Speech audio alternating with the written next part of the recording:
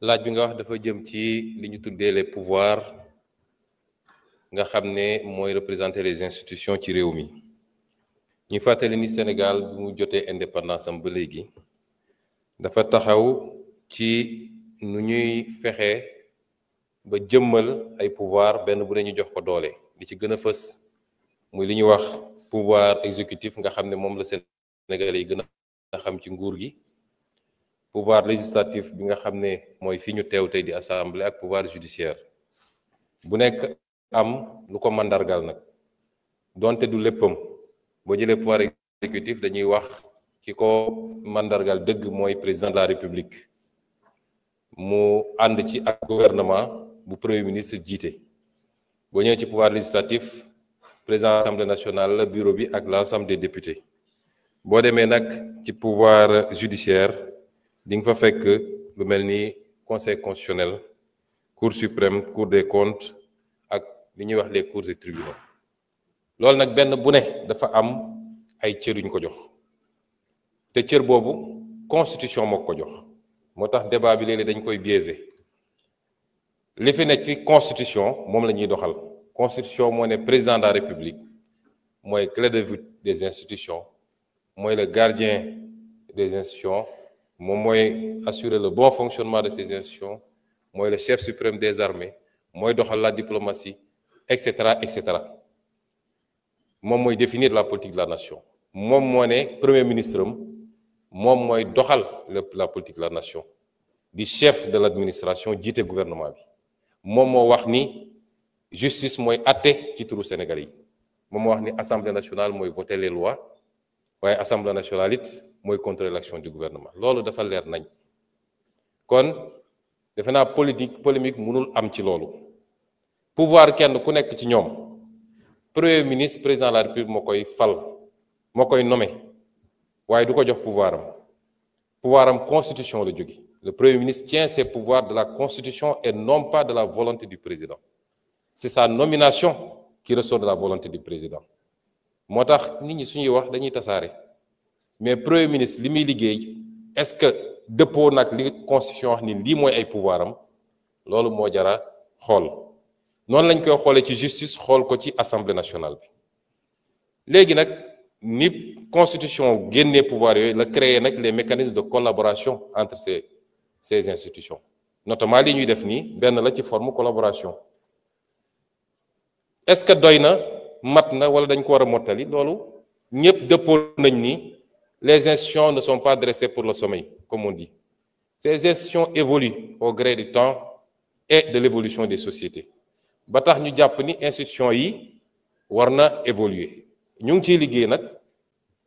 président am na lu mu ciy liggéey waaye yéen ñii sax député yi xam leen ni am ngeen capacité ak sañ-sañu proposer des modifications yi war a améliorer les institutions parce que l'initiative de la loi appartient concurremment à l'Assemblée nationale et à l'exécutif leen ko fàtte mukk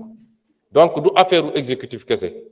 waaye lu ñuy def la ci ubbi ko muy discussion yu yaatu consensus am na ci loo xam ne fii bi ñu fi musee njëkkee ñëw am na benn député opposition honorable Tafsir Thioye interpellé ma ci réforme yi waaye dafa am idée bu mu génne woon ma jàpp ni idée bu rafet la bi ñu ci waxtaanee ak président dañ koo jàpp mooy au lieu ñuy génne réforme yi par benn nañu jël le temps de travailler à un paquet de réformes bu xóot boo xam ne bu ñu paree nag ba def large concertation avec toutes les forces de la nation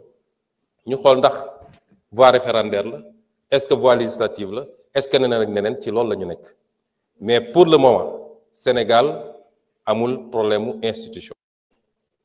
mu jëm nag ci critique yi ñuy def ci fonctionnement institution yi dañuy wax ci justice noonu lañ ko mën a wax d'ailleurs ci assemblée nationale les lenteurs à l'assemblée nationale il faut ñu wax ci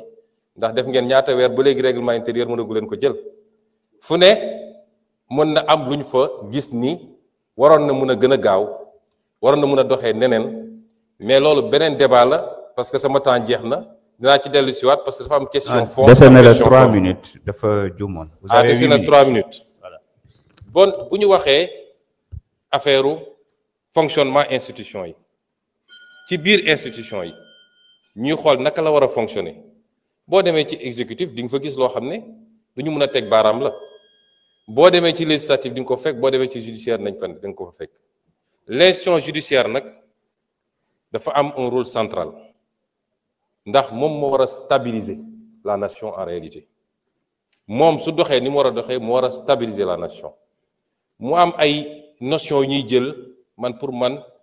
ay erreur la indépendance de la justice d'abord indépendance de la justice tekkiwul un gouvernement des juges où la justice est totalement coupée de tout ñoom ñooy doxal du mu leen neexee d'abord justice pàcc yu bëri la su ñuy wax indépendance de la justice dëgg c'est les juges des juridictions de jugement et de l'instruction certainement mais le parquet par essence kan mooy autorité am mais c'est le parquet reçoit des instructions du ministère de la justice qui n'est pas une autorité judiciaire c'est une autorité politique dans le sens de membre d'un gouvernement buy doxal la politique du gouvernement dans le secteur la politique pénale c'est le gouvernement qui la détermine c'est pas les magistrats ce que j'entends par politique pénale mooy dans le ci biir corpus légal bi mënuñu ko génn l'État à tout moment peut dire telle question man jàpp naa ne dama ko war a traiter de manière plus rigoureuse ou alors war naa mën a am flexibilité ma jël benn misaal bu ndaw boo jëlee lu mel ni infraction bu jëm ci cannabis loi ne c'est 10 dama joxe exemple rek de su loi ne masalan 10 ans maximum 6 mois minimum selon le moment l'État peut décider que la politique pénale ci instant bi c'est un traitement beaucoup plus doux donc on ne le voit pas au-delà de 2 ans en tout cas ci rek li procureur di requérir wala État ne damay durcir parce que situation bi laaj na ko ça c'est la politique pénale ça relève de l'État warul génn ci cadre lu loi permettre mais État moo koy def la loi dit que le gouvernement chaque ministre a le droit et même l'obligation de saisir la justice sur découvrir une infraction et même d'instruire la justice c'est pour des raisons de rationalité que le gouvernement bi yëpp dajale ko teg ko ci loxo ministre de la justice kon foofu am na un lien ombilical parce que l'ordre public relève de la responsabilité de l'exécutif dans un pays maintenant les juridictions du jugement ñoom dañoo am seen indépendance ñu teg ko ci ñaar yu am solo bu ci njëkk mooy le principe de l'inamovibilité mooy juge bi mënoo parce que neexuma ma ne dama ko fi jëlee ñaareel bi mooy leur soumission obligatoire à la loi ils ne servent que la loi ils ne reçoivent pas d'instruction seen intime conviction la ñuy juger c'est comme ça que fonctionne la justice. Merci beaucoup jërëjëf. Honorable député Al-Amin Diouf, vous avez la parole.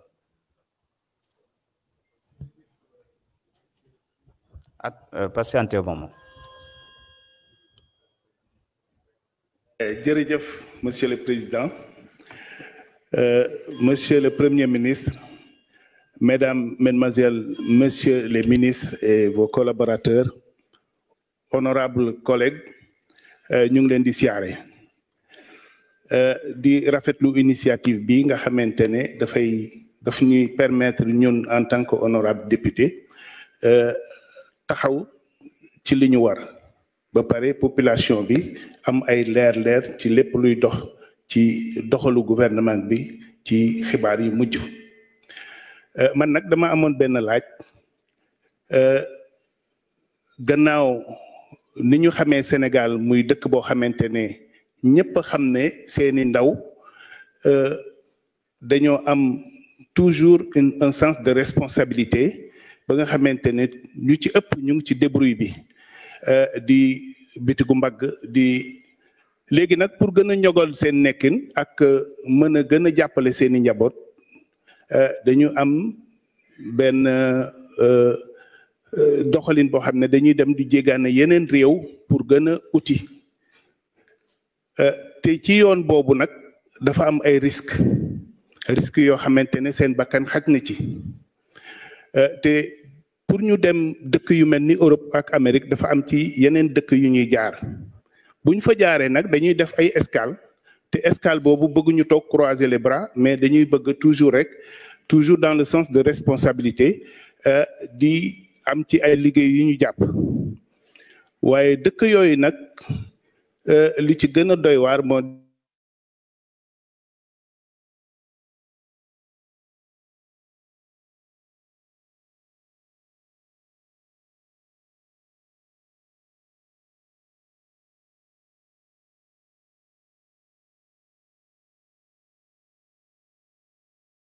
gaaw mooy suñu mbokk yi nga xamante ne ñu ngi ci Mauritanie nga xamante ne mook Sénégal ñaari dëkk la mais njaboot yi benn lañ te am nañu lëkkaloo boo xamante ne macha allah mënoo ci ràññee kii ak kii waaye di leen delloo di leen jël ndax ñàkk am kayit di leen delloo Sénégal te loolu mënoon na ñàkk bu ñu xoolee ci côté njaboot yi beneen exemple ku mel ni suñu doom bi nga xamante ne semaine bële rek lañ ko faat bakkanam ci Brésil dans les rues de São Paulo par un policier ñu bëggoon laaj rek situation yooyu suñu doom yi dund nga xamante ne même en Afrique du Nord partout dans tous les pays de l'Afrique du Nord c'est la même situation Manmi, c'est un exemple que je donne parce que nous sommes bien organisés pour avoir les informations vérifiées. Doon laaj gouvernement bi ndax yan jéego ngeen teg pour wàññi yoon boobu nga xamante ne suñu doom yi dañ koy jël di dem di immigré wu parce que c'est pas facile am ay kayit c'est une immigration irrégulière on le reconnaît mais yan jéego le gouvernement bi jëng pour fexe ba wan leen fii loo xamante ne moo leen di gënal génn réew mi di dund situation yooyu et aussi en même temps protéger doomi réew yi nga xamante ne ñu ngi ci bitim réew ci diaspora bi loolu laa doon laaj di leen gërëm di leen sant di rafetlu daal initiative bi jërë ngeen jëf. jërëjëf honorable Alamine Diouf. Monsieur le Premier ministre, vous avez la parole.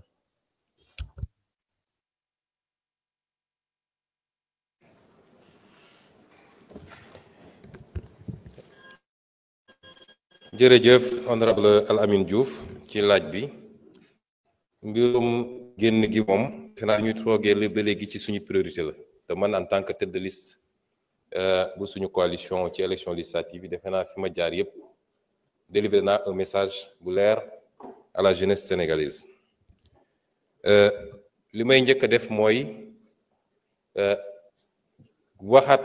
jeunes yi ni ils essaient de trouver une fausse solution à un vrai problème génn bi à tout prix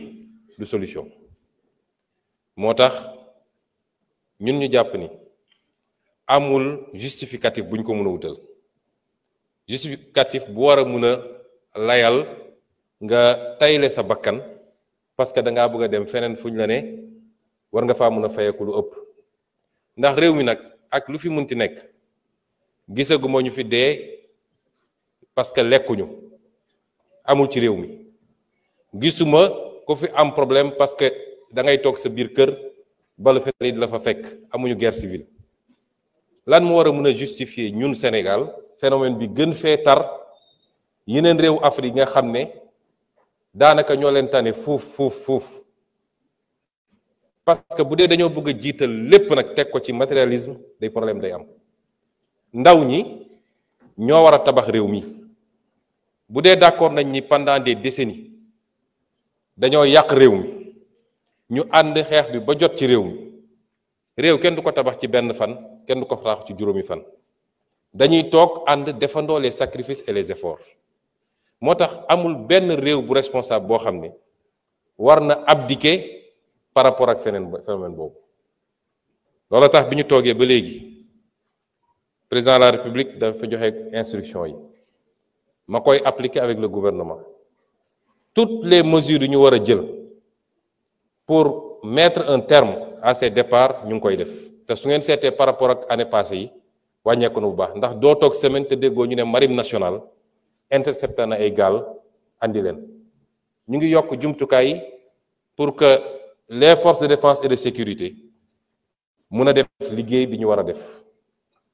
bépp gaal bu ñu yëg ni mi ngi départ dañ koy jëli mieux encore ñu ngi réfléchir ci nu ñuy corser même les sanctions par rapport à ces départs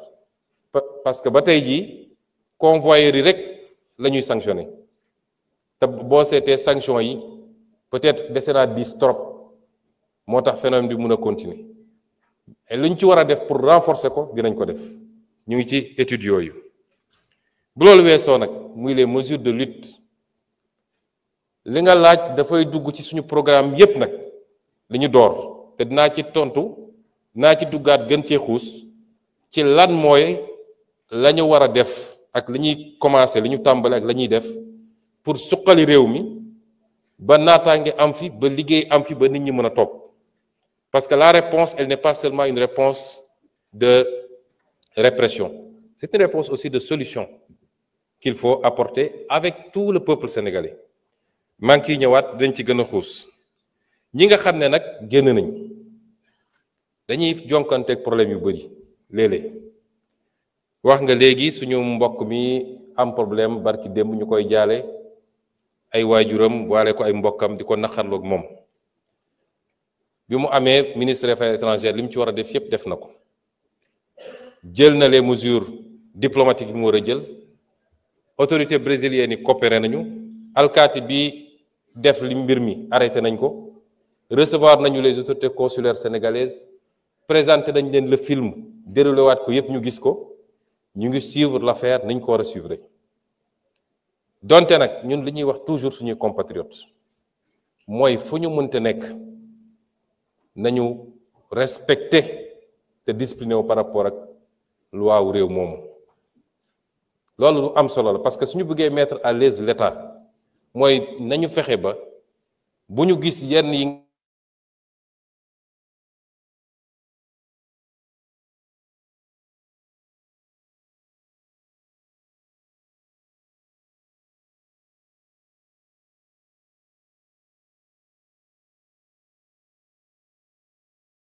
bu ñu leen di wane ñu taxaw jàkkaarloog alkaati sénégalais yi di dóorante loolu du am Sénégal kon tam suñu mbokk yi bu ñu nekkee fenn di fa liggéey l'usage de la force a été disproportionné et nous l'avons condamné et les mesures sont en train d'être prises mais bu ñu nekkee fenn nit nañu moytu peut-être ñu leen di wane ci ay images yoo xam ne dina jafee défendre yenn saa yi mu mel ni ay émeute wala dañoo xeex ak alkaati dëkk ba ci loo xam ne peut-être ay marchandises lañ ñëw saisir wala yu mel noonu réew tam boo ko yoree da ngay waxanteeg waa réew mu dëgg noonu la amee ci Mauritanie bi nga tudd suñu coopération ak Mauritanie wax nga ko léegi benn réew la bi ñu toogee léegi man jël naa sama initiative dem Mauritanie fii laa taxawoon Assemblée nationale en 2018 bi ñuy signé accord unisation bi wala accord de partage des ressources gazières ak la Mauritanie ma ne bëgg naa gouvernement wax ñu ci ban base la ñu def accord boobu est-ce que scientifiquement il est démontré que 50-50 la wala est-ce que dañ koo def ci kaw rafetal diggante bon voisinage su dee rafetal nag il faut muy am ci ñaari boor yi bon voisinage ci ñaari côté yi la loolu maa ngi ko waxee fii assemblée bi may nekk opposant bi ma ñëwee nekk ci nguur damaa jël sama temps déplacé wu dem Mauritanie ñu teral ma fa ci lu ñëpp gis yaatal ñu fa won ñu ouverture boo xam ne à commencer par le président Ghazouani que je remercie au passage won ñu cofeel ak beaucoup de sympathie son premier ministre